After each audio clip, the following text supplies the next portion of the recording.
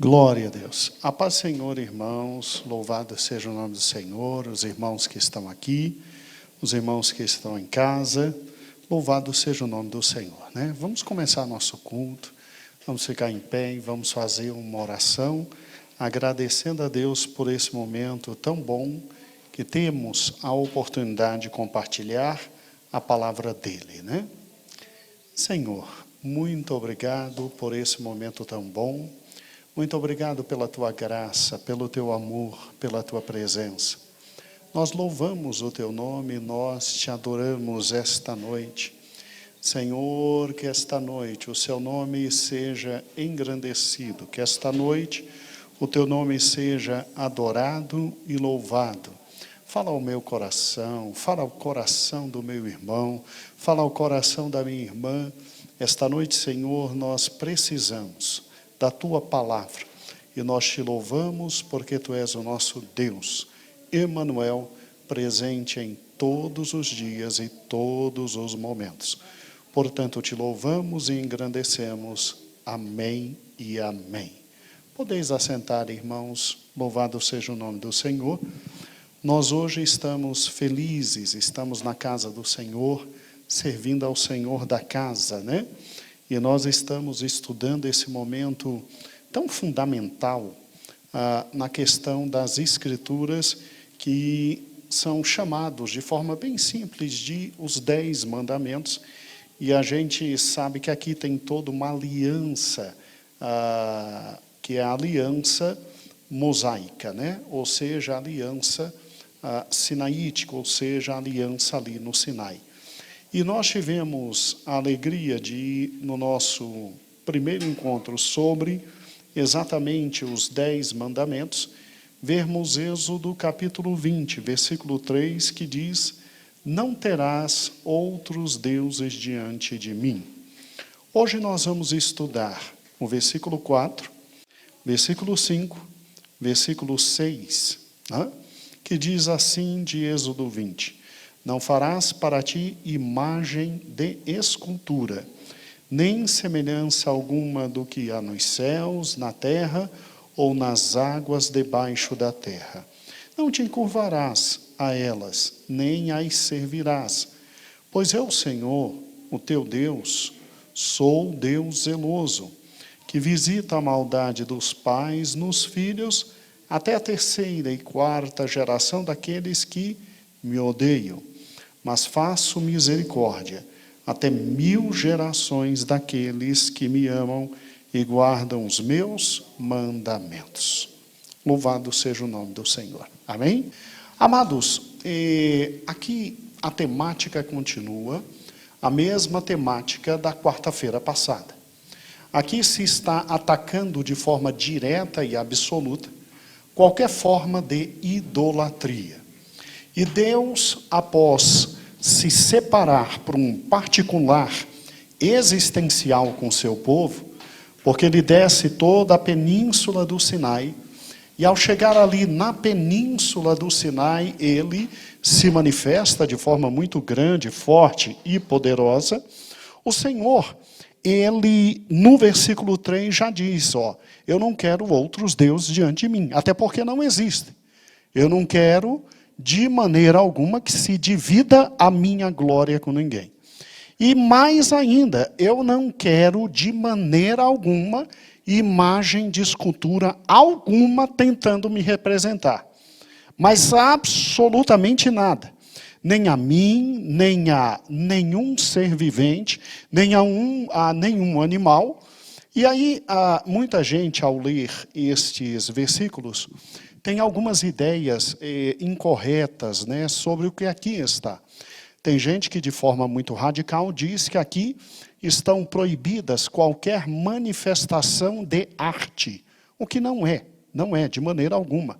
Deus, ao contrário, ama arte. O Senhor gosta muito de cores, tanto é que não tem um pássaro semelhante ao outro.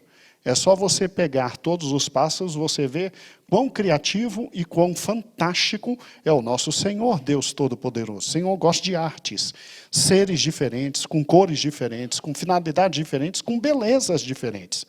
Para que os irmãos tenham uma ideia, no próprio tabernáculo você tinha obra de arte tão difícil de fazer, que a palavra de Deus em Êxodo diz que Deus deu do seu Espírito aqueles 2 homens artistas que tinham que realizar tudo ali no sacerdócio, no nosso querido tabernáculo. Então, a forma da roupa, a maneira, as asas dos querubins, até romãs, Deus é fantástico em matéria de artes. Só que aqui o Senhor Deus, ele diz, olha, eu não quero, mas não quero de maneira alguma que vocês façam para vocês o que vocês encontraram 400 anos no Egito, imagens de escultura. Para adorar, para, através delas, pensarem que têm acesso a mim. De maneira alguma. Eu não quero, eu não quero. E o que eu acho interessante é que, vamos juntos. Hoje, o nosso estudo vai ser bem iconográfico, né? Nós vamos ter muitos slides. Eu quero começar com a noção das imagens. Imagens. Olha que interessante.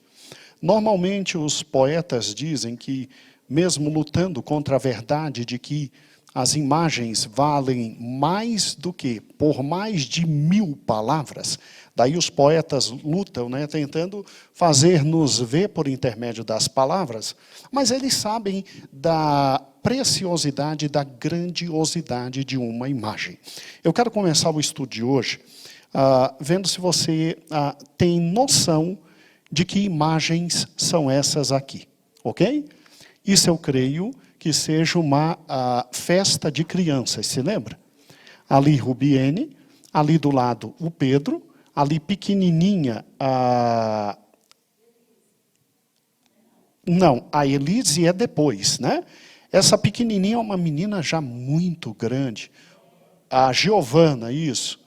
Do lado o Davi, do outro lado a Elise, do outro lado o João, né, o João Marcos, e do outro lado a pequenininha do Rubão, né?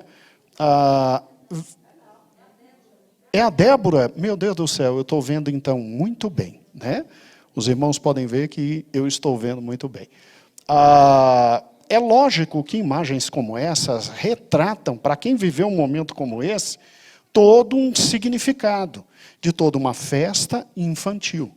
Segunda imagem, por gentileza. Vamos lá? Olha que interessante, né? Outra festa infantil, tá certo?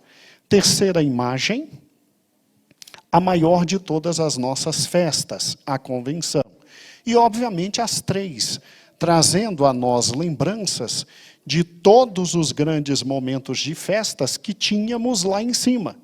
E agora a nossa realidade é absolutamente diferente. Então, veja que uma imagem, ela traduz exatamente muita coisa, muita realidade.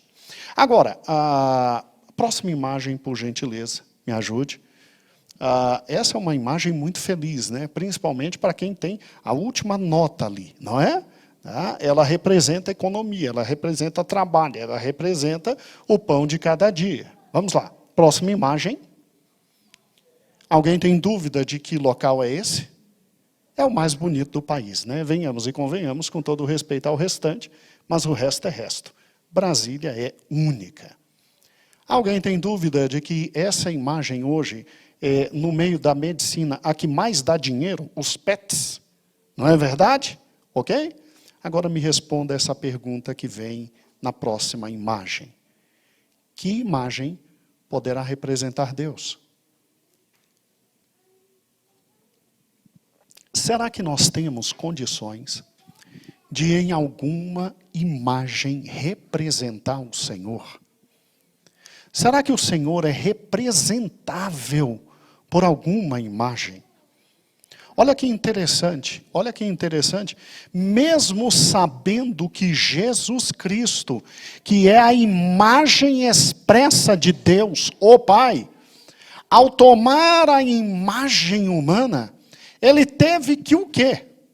Se esvaziar de si mesmo, se humilhar. Porque a humilhação não foi só na cruz. A humilhação começa quando ele toma a forma, o quê? E olha que quando Deus cria Adão, Deus diz, vamos fazer alguém à nossa imagem e à nossa semelhança. Então olha que interessante, o que está por trás, literalmente, do versículo 4, do versículo 5 e do versículo 6. Porque Deus literalmente não quer de maneira alguma a sua imagem associada a nada, absolutamente nada. Nós temos um livro que foi lançado ano passado, ele inclusive fala sobre os 10 mandamentos, e aí Josué e Davi, eu preciso agora do segundo slide, que é exatamente sobre Monte Sinai 2. E já pode colocar, por gentileza. É muito interessante, eu até recomendo aos irmãos, aqueles que puderem adquirir, é uma obra muito interessante da editora Vida, né?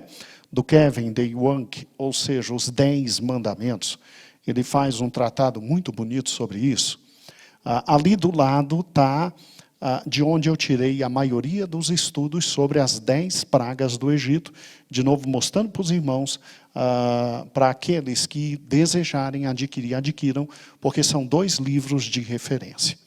Eu acho interessante que o professor Kelvin, ele diz o seguinte, ele traz, na verdade, 5 grandes razões pelas quais Deus não quer ser representado por nenhuma espécie de imagem.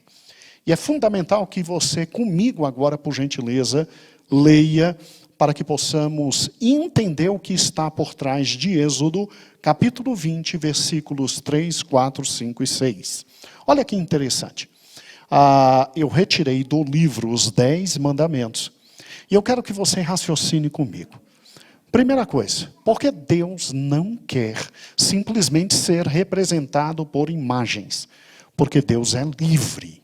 Deus é absolutamente livre. Vamos juntos. Leia comigo. Ao representar Deus ou adorar algo como se fosse Ele, comprometemos sua liberdade. Começamos a pensar que podemos trazer Deus conosco e carregar uma estátua por aí. Venha comigo. Olha que interessante. Quando você limita Deus a uma estátua, a uma imagem, e você olha para essa imagem e você diz, aqui está o Senhor Deus. Olha que interessante, aquele que criou o universo, céus e terra, aquele que é dono sobre tudo, aquele que rege todos os fatos, aquele que é eterno, aquele que é Senhor sobre todas as coisas, você está pegando esse ser e você está limitando a um objeto material. E na medida que você limita um objeto material, este ser, você o torna cativo a você. Ele é movido quando você move. Ele literalmente é acessível quando você quer acessar. É interessante, eu estava vendo essa semana, nada contra os católicos, mas existe um santo no meio deles chamado Santo Antônio, que é responsável pelos casamentos. E aí, a tradição católica, ela é interessante nesse ponto, porque quando o santo, a menina vai ficando moça velha e ela não casa, então ela tem o direito de pegar o santo e virar a cara dele para a parede e deixá-lo de castigo. Até que Santo Antônio se manifeste e traga a cara à metade. Aí o Santo Antônio volta a estar livre. Irmãos, olha que interessante, não estou criticando e não estou menosprezando, mas é exatamente isso. Porque Deus diz, não farás para ti imagem de escultura. Porque Deus, eu sou livre, eu sou Senhor. Você se lembra de Cristo quando fala do Espírito Santo? Ele diz assim sobre o Espírito Santo, o Espírito Santo é livre. Como vento, ele vem, ele vai. Ninguém sabe de onde ele vem, ninguém sabe para onde ele vai. E é óbvio que você construir e limitar Deus a uma imagem, você passa a dominá-lo e subjugá-lo. E aí, irmãos, aí, venhamos e convenhamos, aí ele não é mais Deus, ele é o meu o quê? Servo. Olha que interessante a ideia do professor Kevin Young. Segundo slide, meu filho, por gentileza. Primeiro, porque Deus é livre. E aí ele continua. Sempre que fizermos algo a fim de ver a Deus, ou vermos algo que o representa, comprometemos sua liberdade. Deus é espírito e ele não tem corpo. Não nos cabe tornar visível o Deus o quê? Mas de maneira alguma. De maneira alguma. É interessante que até quando Deus aparece para cada um de nós, lá no Velho Testamento, aos irmãos na fé, nossos amados irmãos Abraão, ele aparece a Abraão, ele conversa com Abraão, né? Ele aparece a Josué, ele conversa com Josué. Olha que interessante, quando Deus aparece, são aparições que as pessoas, mesmo sendo pessoas, já ficam embasbacadas. Já ficam sem saber o que fazer. E é impossível você simplesmente desenhar e traçar literalmente quem você não vê. E Deus é espírito. E agora, por fim, mais um terceiro argumento dele no tocante a Deus livre. Esse dói no coração. Josué só são... Não, tudo bem, mas eu acho não está faltando mais um quanto a Deus livre? Não?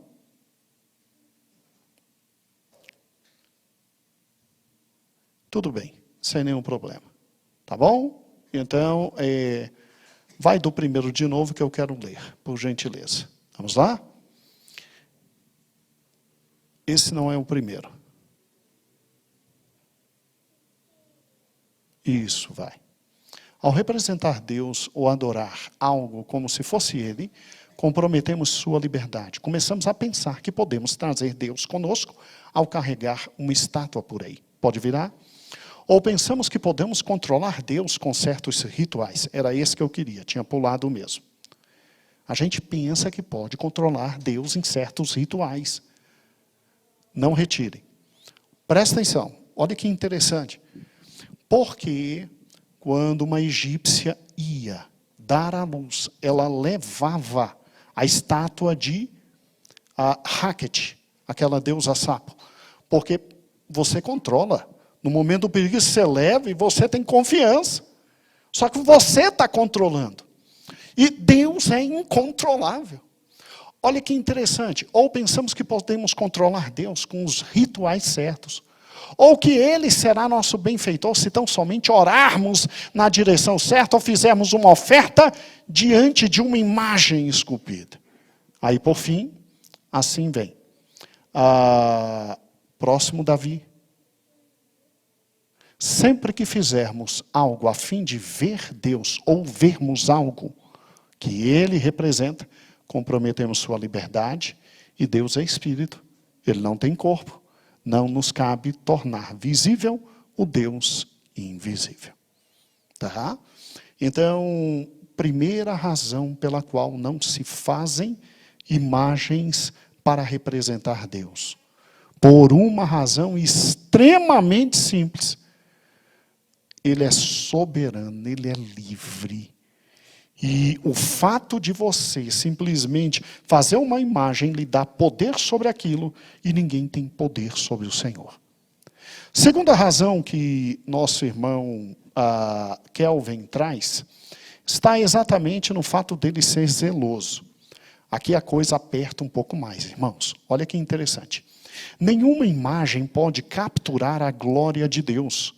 Toda representação do divino feita por homens será muito inferior ao que Deus é, a ponto de despertar o zelo dele. Deus é supremamente puro e ele não pode compartilhar sua glória com outro, mesmo que este seja uma tentativa sincera de representar e não substituir o único Deus verdadeiro. Passo para a próxima. Sua glória não pode ser capturada em uma representação, uma imagem. É por isso que mesmo em Apocalipse, quando a visão daquele que está no trono, ele nos é mostrado em metáforas visuais. Arco, luz, cores, mar, fogo, candeias, tronos. Não tem como o quê? Não tem como descrevê-lo. Então, olha que interessante. Raciocine comigo.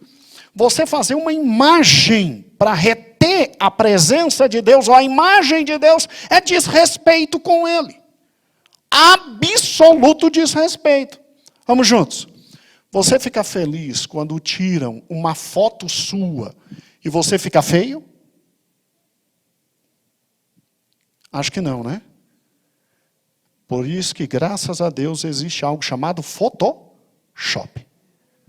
Tira a minha barriga, coloca peito de pombo, me deixa muito mais bonito do que eu sou. É uma coisa fantástica. Agora vamos lá. Se você, humano, carnal, pequeno, limitado, fica revoltado com uma fotozinha incorreta, vamos lá, alguém conseguirá um dia ver o Senhor Deus e representá-lo em imagem? Você já imaginou o desrespeito? Você já imaginou Deus olhando e calculando e verificando, dizendo, peraí, estão dizendo que eu sou isso?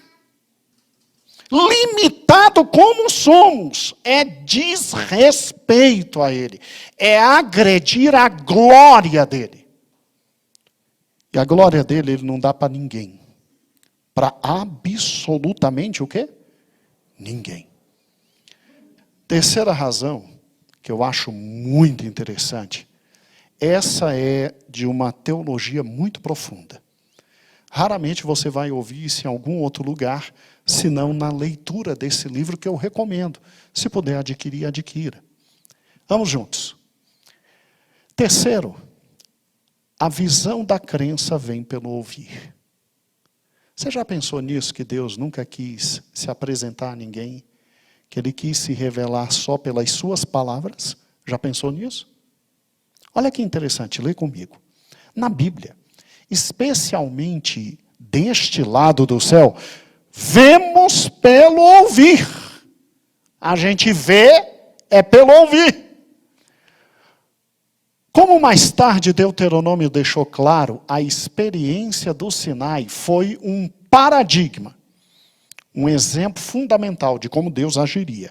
Para a autorrevelação de Deus, Deus só ia se revelar pelo falar. Moisés lembrou os israelitas que quando o Senhor apareceu em meio ao fogo sobre o monte, eles escutaram os sons da palavra, mas não viram forma alguma. Havia somente uma voz. E porque não viram forma alguma, os israelitas não deveriam se corromper ao fazer imagens visíveis. Meus irmãos, se Deus quisesse imagens para Ele, Ele teria aparecido desde o Sinai. Ele teria aparecido quando do momento da crucificação, quando do momento do batismo de Jesus, quando do momento do derramar do Espírito. Ele teria aparecido hoje para a gente, se Ele quisesse. Escute, o ver do servo de Deus é pelo ouvir. A fé nossa não está fundamentada no ver. A nossa fé está fundamentada no ouvir e no ouvir da palavra de quem? De Deus. Mas a gente gosta de ver. A gente ama ver. A gente adora ver. Tanto é que a palavra de Deus diz que assim como Ele é, nós seremos e nós o veremos. Nós ainda o veremos. Agora, nós só vamos ver no exato momento quando a possibilidade de idolatria nunca mais puder nos atacar. Nunca mais puder nos atacar. É interessante, irmãos, que ainda tem uma quarta razão e uma quinta que eu não quis trazer para os irmãos, porque não achei assim tão assim profunda, tão fantástica e etc. Mas elas são até interessantes. O pastor Kelvin, ele diz o seguinte: Deus não precisa de imagens dele, porque ele já tem imagens dele andando na terra. E aí ele faz o seguinte raciocínio. Ele diz assim, olha, como o homem foi criado à imagem e semelhança de Deus, então eu sou a imagem dele, você é a imagem dele, e nós já somos a imagem dele. Ele não precisa se apresentar em imagens. Mas isso traz uma teologia bem problemática lá na frente. E aí fica só a ideia, sem nenhum problema. Sem nenhum problema. E o que eu acho interessante é que essas três razões são razões essenciais para que Deus tivesse dito: não farás para ti imagem de escultura. A primeira razão, então, porque ele é absolutamente livre. Livre. Absolutamente livre. E ele não se deixa literalmente limitar por espaço e tempo. Por não se deixar limitar no espaço e tempo, não tem imagem dele.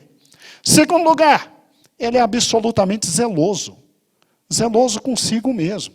Ele é zeloso com a palavra dele, ele é zeloso com o povo dele, ele é zeloso com a glória dele. E se tem uma coisa que deixa alguém revoltado, é um ser limitado como a gente tentar representá-lo. Tentar representá-lo. Mas se você com uma foto fica chateado, Deus então com uma imagem não é brincadeira. E óbvio, em terceiro e último lugar, é porque simplesmente Deus quis se revelar não pela visão, mas pela audição. E a audição da sua o quê? Palavra. A audição da sua palavra. Agora, amados irmãos, essas são três razões pelas quais, simplesmente aqui no texto, nós temos o Senhor dizendo: não farás para ti imagem de escultura, nem semelhança alguma do que há nos céus, na terra, ou na água debaixo da terra. E além de não fazer imagem de escultura, não te encurvarás a elas, nem as servirás. Por quê? Porque eu sou o Senhor, o teu Deus. Eu não estou nas imagens. Eu sou o Senhor, teu Deus.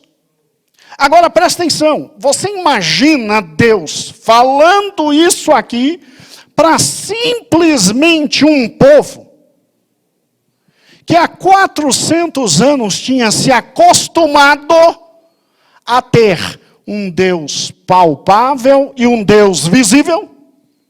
Um povo que tinha se acostumado a ter briga entre deuses e se ajoelhar diante desses deuses.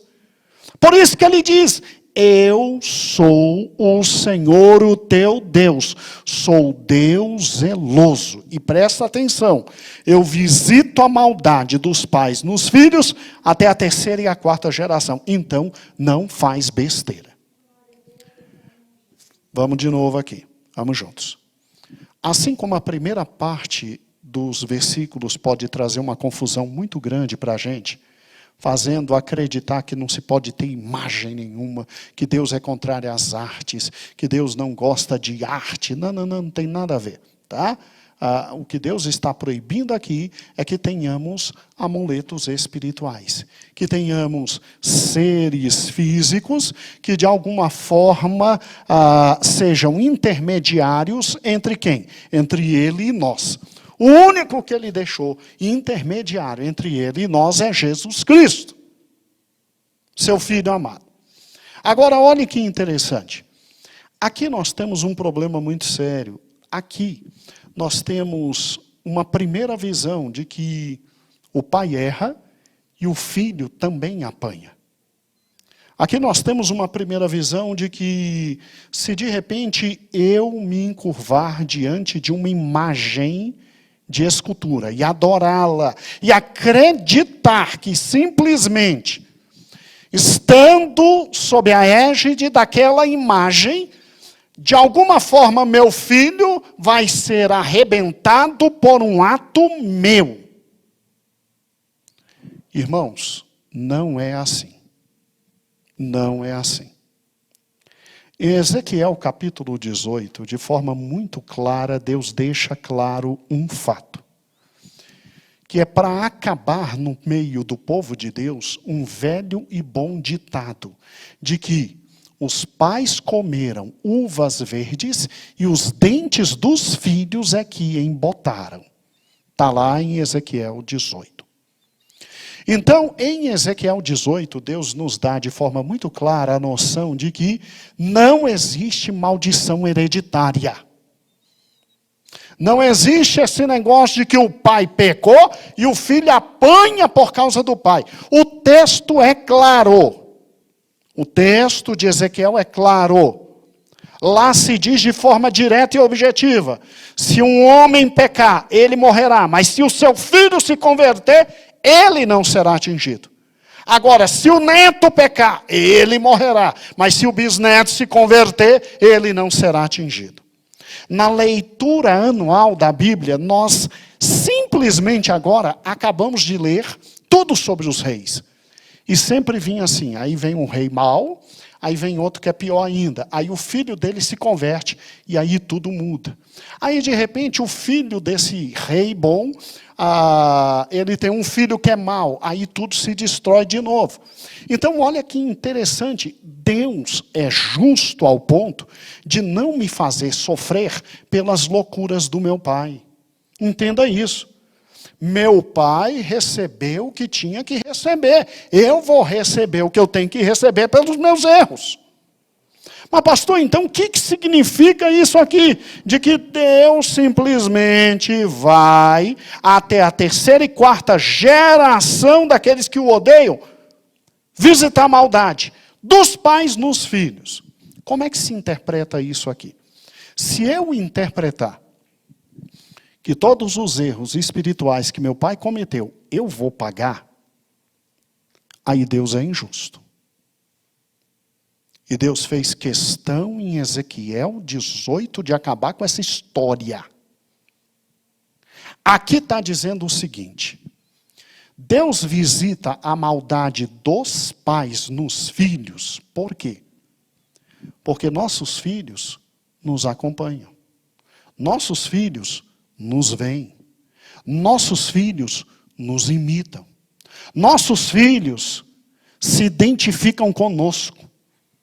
Nossos filhos reproduzem aquilo que aprendem conosco. E na medida que eu chego diante de uma imagem de escultura e me humilho diante dela e peço misericórdia, pode ficar tranquilo que no outro dia estão meus filhos debaixo da imagem de escultura se humilhando e pedindo a ela também. E aí é óbvio que a miséria que vem em mim chegará a meu filho. É exatamente isso. Mas pastor, não existe demônios que atacam famílias. Irmãos, demônio ataca todo mundo. Pastor, não tem demônio específico para a família X. Meu irmão, meu irmão. Por Cristo, entenda uma coisa que é extremamente simples. Primeiro, a gente não pode dar crédito para demônio. Por isso que o papai sempre nos ensinou, não é para chamar demônio pelo nome. Não é para fazer espetáculo com demônio e não é para fazer palco para demônio. Demônio é demônio. E demônio vai te atacar de todo jeito. Demônio vai te atacar de todo dia. E toda hora, e de todo momento. E acabou. Agora presta atenção. O que aqui está dizendo é o seguinte: se meu filho simplesmente que me vê, me escuta, me olha, me identifica, entende o que eu estou fazendo, eu espero que realmente os pais que estão em casa possam estar ouvindo agora. É uma pena que muitos não estão hoje aqui conosco. Presta atenção, você pode ficar tranquilo, mas pode ficar absolutamente tranquilo. Teu filho é o teu maior protótipo.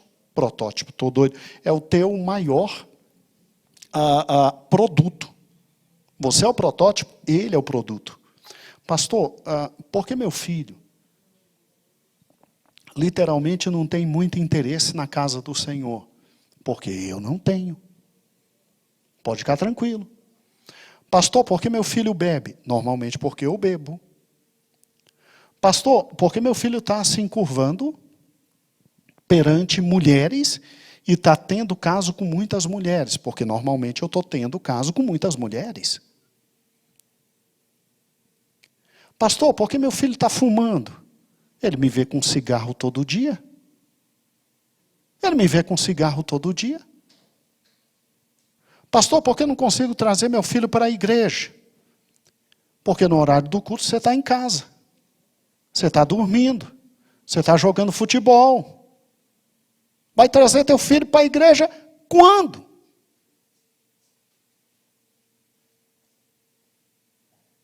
É simples. O Senhor visita sim a maldade dos pais nos filhos, mas não porque os filhos herdam as besteiras do pai. É por uma razão simples. Está lá o pai em casa, está lá a mãe em casa. Fala mal da igreja inteira. Fala mal da diretoria inteira.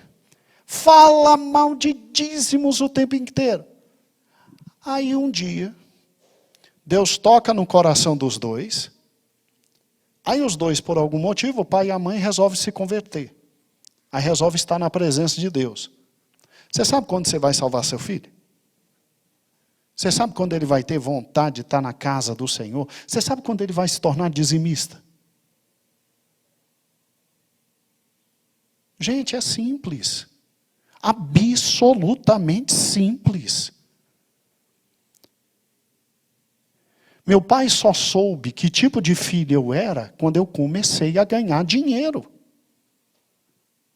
Eu só vou saber que tipo meus filhos são quando eles começarem a ganhar dinheiro. Quando tiver recurso. Quando tiver a possibilidade de nem pintar na igreja. Está entendendo? Você sabe quem é a pessoa? Quando a pessoa tem. Mesmo que seja limitado. Quando ela tem um pouquinho. Mas pastor, eu trazia meu filho para a Adriana no culto das crianças. Ah, é? A Adriana era a mãe dele. E o culto das crianças substituía o culto que você tinha que fazer em casa com eles, com oração. E jejum, e busca da palavra.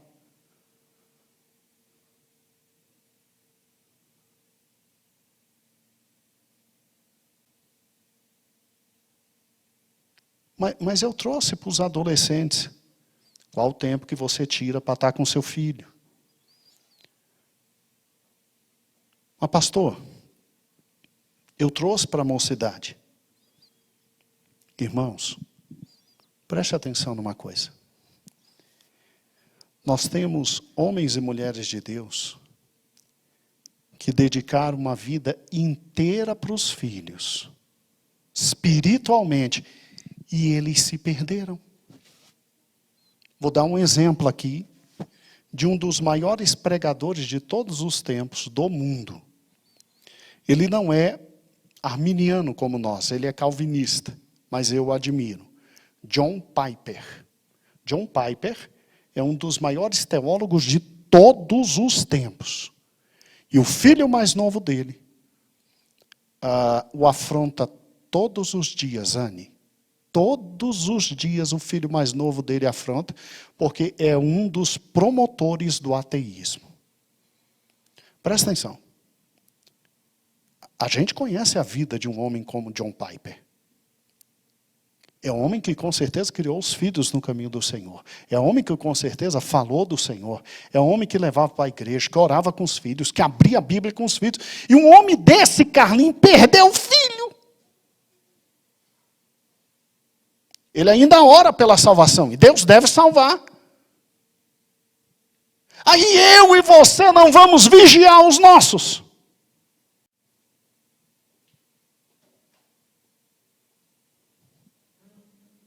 Eu e você não vamos vigiar os nossos. Qualquer motivo é motivo para não estar na igreja. Qualquer motivo é motivo para não participar de nada da igreja. Todo mundo na igreja é tudo errado. É tudo errado. Só tem linguarudo, só tem gente ruim, só tem gente má, só tem gente assim, assada e etc. Meu Deus do céu, o diabo não precisa nem trabalhar. A gente já faz a parte dele.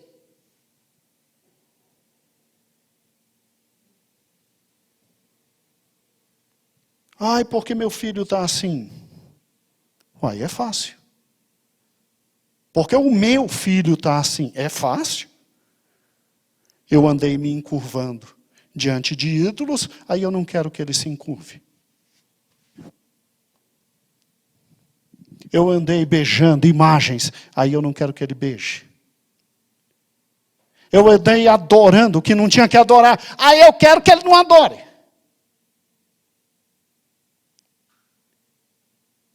Gente, é incrível como Deus aqui fala.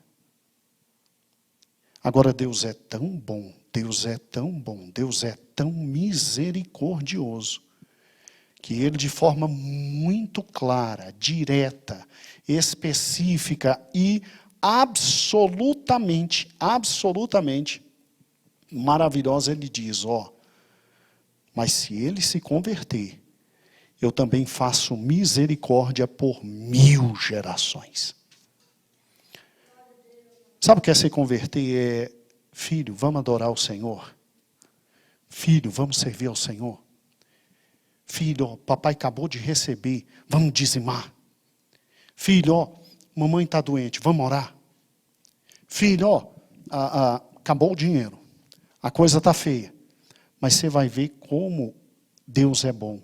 O Senhor vai mandar alguma coisa para a gente. Aí chega o Senhor, manda. Tem um testemunho, assim, eu creio que é testemunho, irmãos. Eu pessoalmente creio que é testemunho. Uma senhora passando necessidade, ela, mesmo passando necessidade, ela foi no programa de rádio, dar testemunho do quanto Deus é bom, do quanto Deus era maravilhoso. Dizem que isso aconteceu na Inglaterra. E de forma fantástica, irmãos, essa mulher simplesmente disse assim, Deus é bom e o Senhor vai abençoar. E aí, um grande empresário industrial ficou sabendo que ela estava passando necessidade e ela não tinha nem o que comer em casa, né? Assim diz a história que me contaram. E aí ele disse o seguinte, ele pegou 2 empregados e disse, faz uma compra. Mas uma compra assim para 2, 3 meses, e entrega para essa mulher. E quando ela perguntar quem mandou, você vai dizer assim, foi o diabo. Foi o diabo. Porque ele era ateu e etc. Eles disseram, não vamos falar não, patrão. O que é isso, né? E ainda se benzeram e tal, o diabo não. É para falar que foi o diabo, questão, eu demito os 2. Aí lá foram, entregaram. Aí ela ficou feliz, ela que não tinha nada em casa, recebeu tudo e etc. E aí, segundo o que narram, os rapazes ficaram esperando ela perguntar, né? Aí um dos 2, para forçar a pergunta, disse, a senhora não vai perguntar quem mandou para a senhora? Ela disse, não me interessa não. Eu já sei quem mandou, foi o meu Deus. E quando o meu Deus manda, até o diabo obedece. É? Fantástico. Até o diabo obedece. Uma das maiores evangelistas de todos os tempos, uma menina, agora me foge, eu vou depois trazer para vocês, na próxima quarta, o nome dela, com foto, com tudo. Eu tentei fazer, mas acabei esquecendo, e me veio agora. Ela simplesmente deixou uma carreira muito próspera que ela teria, e ela foi para o interior de um país muito pobre, e ela foi cuidar de crianças. E ela cuidava de crianças. E a missão dela era cuidar de crianças, para falar do evangelho, para fazer os meninos, manhã, tarde e noite, conhecerem a Deus, porque dali surgiriam grandes homens de Deus. E é interessante que um dia entrevistaram um dos meninos, e o menino perguntaram assim para eles: vem cá, você já viu fulana de tal triste? Ele disse: não, nunca vi. Mas como é que vocês comem? Ele diz: não, na hora do café chega o café, na hora da janta chega a janta, e na hora do almoço chega o almoço. Mas vocês não fazem? Não, ela ora, ela só tem que falar para a gente da palavra de Deus. Ela ora e na hora certinha Jesus manda. Mais de 40 anos, num trabalho missionário como esse, e essa mulher fazendo isso. Essa mulher fazendo isso. Eu paro e penso nesse fato das crianças simplesmente crescerem vendo o milagre de Deus todo dia. Todo dia, e cresceram e se tornaram muitos missionários. Missionários. Irmãos, você pode imaginar Isaac, quando viu Deus falando a Abraão: não mata. E quando viu simplesmente Deus abençoando a Abraão, a experiência daquele filho com aquele pai. É interessante. Porque Deus pega e diz: eu não quero imagem de escultura, que senão eu arrebento teus filhos. Porque é lógico, a adoração incorreta, ao ser incorreto, ao momento incorreto, sempre é acompanhada de nossas o quê? Nossas o quê? Gerações. E eles crescem e vão nos imitar. E nos imitando, vão viver como a gente vive. E aí, se vivemos vida de idolatria, eles vão viver vida de idolatria. Agora, para que os irmãos não se esqueçam, toda vez que vier um texto, irmãos, que quiserem fazer você interpretar de que existe maldição hereditária, de que meu pai fez besteira e eu é que me ferro. Pelo amor de Deus, nunca se esqueça de Ezequiel 18, aonde você vai nesse exato momento. Olha o que diz Ezequiel 18. Veio a mim a palavra do Senhor. Que queres dizer vós, quando citam esse provérbio acerca de Israel? Os pais comeram uvas verdes, e os dentes dos filhos é que se embotaram. Olha eu dizer. Maldição hereditária. Aí Deus usa Ezequiel e diz: está de brincadeira. Está me chamando de idiota? Aí Ezequiel diz: tão certo como eu vivo, diz o Senhor Deus. Isso aqui não sou eu que estou dizendo, é Deus que está dizendo. Nunca mais direis esse provérbio em Israel. Nunca mais me diga isso. Pois todos são meus, tanto pai como filho são meus. A alma que pecar, essa morrerá. Sendo homem justo e fazendo juízo e justiça, não comendo sobre os montes, nem levantando os seus olhos para os ídolos da nação de Israel, nem contaminando com mulher do seu próximo, nem se achegando à mulher da sua separação, não oprimindo ninguém, tornando ao devedor o seu penhor, não roubando, dando o seu pão ao faminto, cobrindo de nu com o que veste, não dando o seu dinheiro à usura, não recebendo demais, desviando a sua mão da injustiça e fazendo verdadeiro juízo, esse homem entre os homens, andando dos meus estatutos, guardando os meus juízos, para proceder na verdade, tal homem certamente viverá, diz o Senhor Deus. Agora presta atenção, Ezequiel 18 é fundamental para entendermos Êxodo, porque se o seu filho Éber, se o meu filho Éber simplesmente nos verem andando na justiça, no juízo, não levantando os olhos para os ídolos, não se contaminando com mulher do próximo, não oprimindo ninguém, não roubando ninguém, não tomando penhor de ninguém, sendo generoso, dando pão ao faminto, cobrindo nu com vestes, não dando o seu dinheiro à usura, nem recebendo demais, desviando a nossa mão, da injustiça, e fazendo a verdade e o juízo, e andando nos estatutos dele, talvez os nossos filhos queiram andar também. E aí a misericórdia de Deus vai se renovando de geração em o quê? É assim que pensa. Gente, a Bíblia explica a própria Bíblia. Não pega um texto isolado e sai por aí, não. Agora, presta atenção. Versículo 10. Se ele gerar um filho ladrão, derramador de sangue, que fizer o seu irmão qualquer um dessas coisas, e não cumprir todos os deveres, mas antes comer sobre os montes, contaminar a mulher do próximo, oprimir o aflito, praticar roubo, não devolver o penhor, levantar os olhos para os ídolos, cometer abominação, emprestar com usura, e simplesmente, mais do que emprestou, viverá? Não, não viverá, porque fez esta abominação, será morto. Agora o 14. Presta atenção, Deus está dizendo que o fato da gente viver na presença dele não traz segurança absoluta que nossos filhos vão viver. Mas aí é uma questão de fé. Eu tenho que ter fé de viver na presença dele, primeiro, porque ele vai fazer misericórdia por mais de 1000, o quê?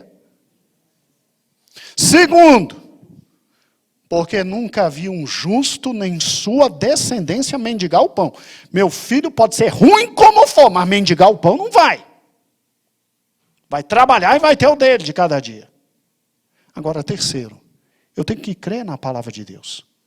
Ensina a criança no caminho. Ela não vai se desviar. Ela pode ter um problema momentâneo, mas não vai se desviar. Agora, o texto diz que pode gerar. E a gente viu durante a leitura bíblica anual, isso de forma muito clara no meio dos reis. Muito clara. Agora, olha que lindo, ó. Versículo 14. Se, porém, gerar um filho mau, que veja todos os pecados que seu pai fez, e vendo não cometer coisas semelhantes, não comer carne sacrificada nos montes, não levantar os olhos para os ídolos, não contaminar a mulher, não oprimir ninguém, não reter o penhor, não roubar, desviar o aflito à sua mão, não receber usura, né? Observar os meus mandamentos. Aí olha que interessante, o tal não morrerá pela maldade do seu pai, certamente viverá. Irmãos, tem texto mais claro?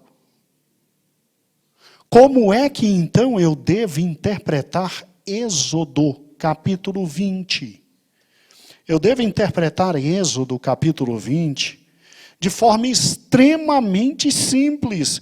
Eu interpreto à luz do nosso querido livro de Ezequiel. E Deus diz de forma muito clara: eu odeio ídolos. Eu odeio idolatria. Eu não quero que vocês tenham e se curvem. Porque se vocês tiverem e se curvarem, isso vai influenciar seus filhos e eu vou visitar seus filhos, porque a tendência é eles também viverem assim. E depois a tendência é seus netos viverem assim. E a cegueira vai se ampliando. Agora, se vocês viverem de forma correta diante de mim, não tereis ídolos. E simplesmente, não tereis outros deuses. E não é para fazer imagem minha de absolutamente nada. Preste atenção, coloque isso na cabeça. Eu farei misericórdia por 1000 gerações. Porque a tendência é seus filhos e seus netos, seus filhos e seus netos serem abençoados. Pastor, eu já ouvi tanta pregação sobre maldição hereditária. Eu acreditava nisso. Irmãos, Não é que eu não acredite. Presta atenção. É lógico que é como acabei de te explicar. Se eu faço a besteira, eu induzo o meu filho também a besteira a fazer. Colho eu, colhe ele. Mas Deus é tão bom e tão justo, tão verdadeiro, tão fantástico, que simplesmente lá em Ezequiel, ele diz que ele daria condições para que o filho visse as burradas do pai e não fizesse. Aí é o livre-arbítrio. Aí é o livre-arbítrio. E aí o filho que tem conhecimento já não faz. Sabe, irmãos, nós vivemos num momento em que nós temos que olhar com muito carinho para quem está dentro de nossa casa. Para filhos, para netos, porque eles estão nos olhando. E nessa pandemia, mais ainda. E ou vivemos o evangelho, ou então a tendência deles não viverem o evangelho é enorme. Enorme.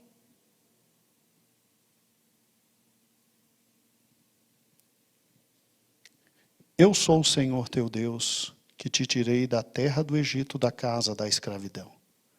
Não terás outros deuses diante de mim.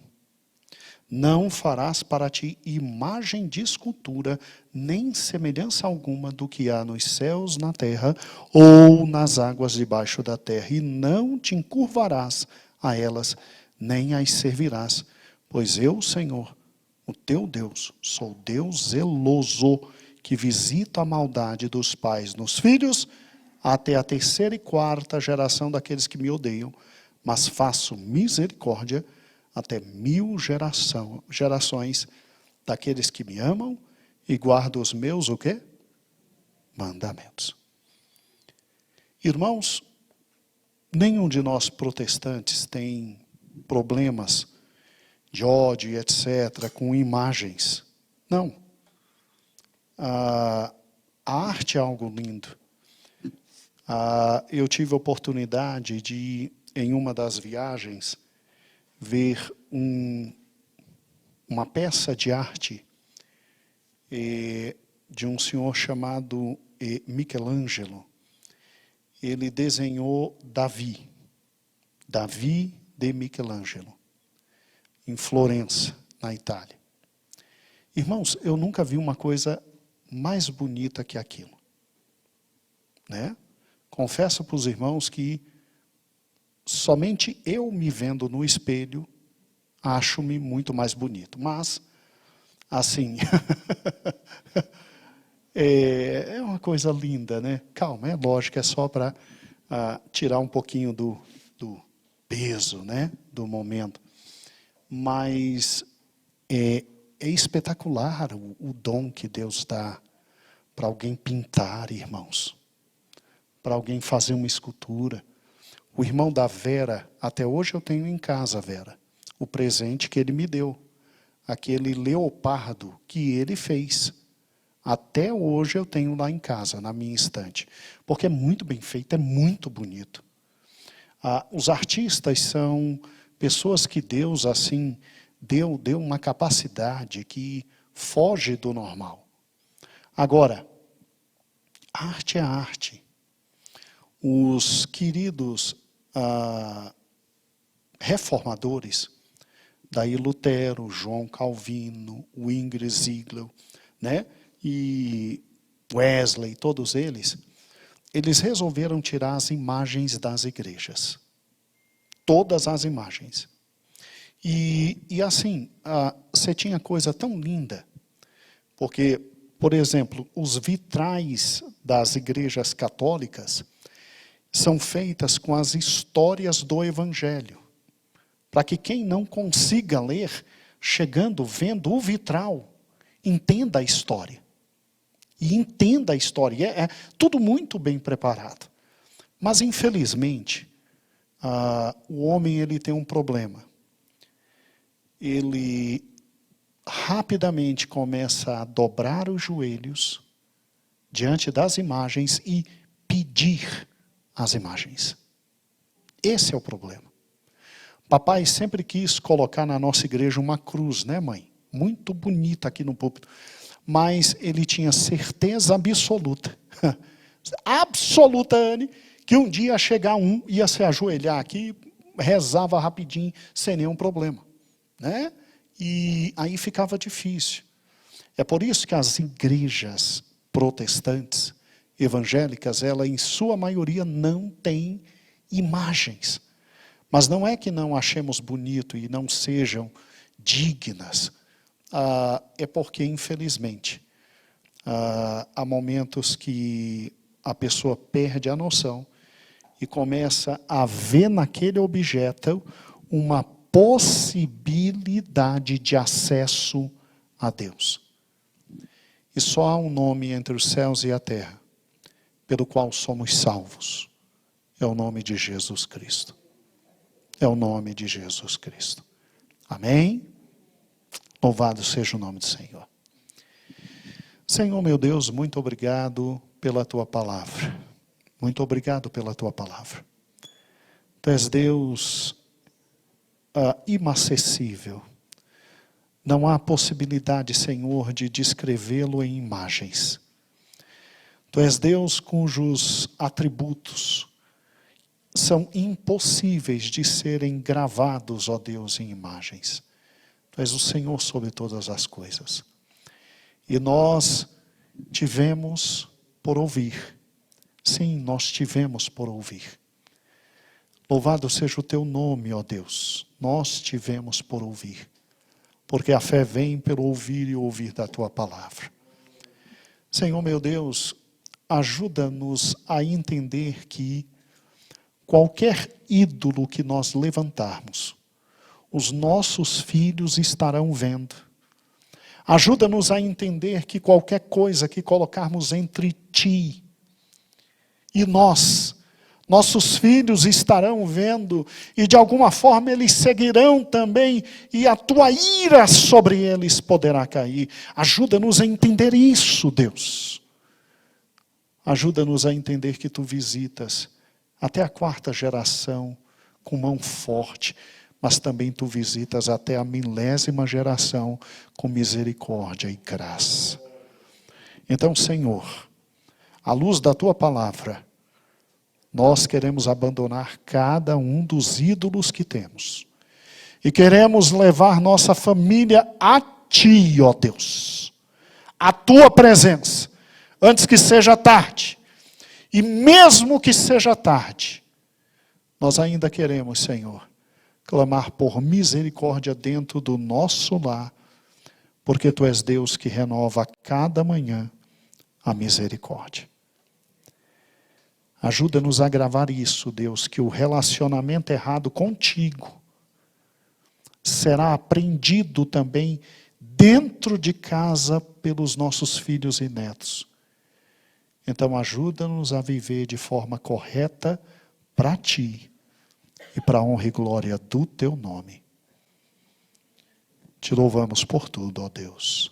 Amém e amém. Glória a Deus.